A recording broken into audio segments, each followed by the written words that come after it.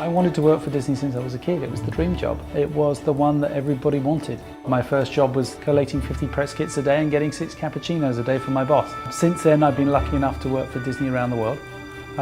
In Paris, Mumbai, Hong Kong, Shanghai.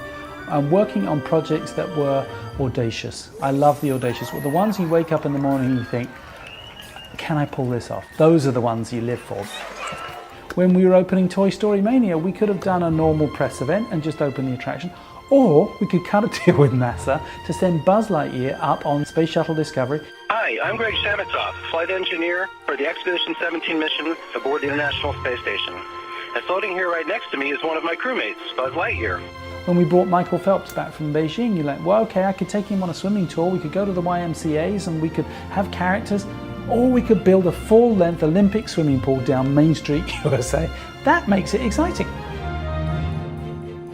I was invited to be Vice President of Innovation and Creativity and asked the task, if you will, the challenge was how might we increase our capability to innovate? How might we become more flexible, more nimble, quicker to market, and more empathetic in consumer insights? And so we developed something called the Toy Box. It took me about 1.5 years to develop, and it's a creative problem-solving model. It's a design thinking process, but it's easy for people to use.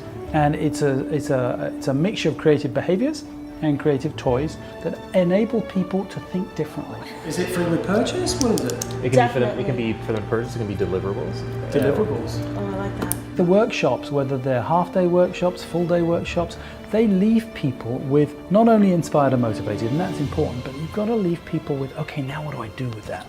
And so the more we can actually get into a workshop and really help people understand how to use these tools and make them easy for people to use so they can use them tomorrow morning at 9 o'clock. I'll tell you what, I'm going to teach you a better way to brainstorm.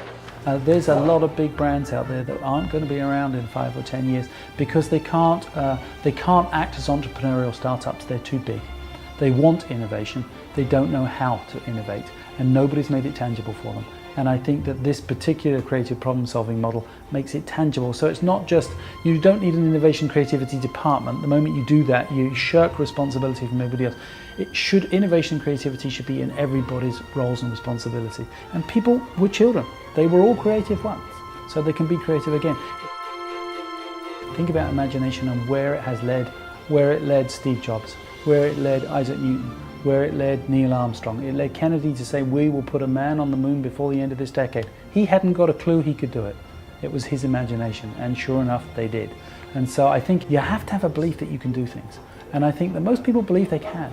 And it's about giving them something that's tangible that they can use, that enables that imagination, that creativity, those ideas to actually have purpose and be built and actually create something that goes to market and help shift the business at the same time. Thank you very much for your time.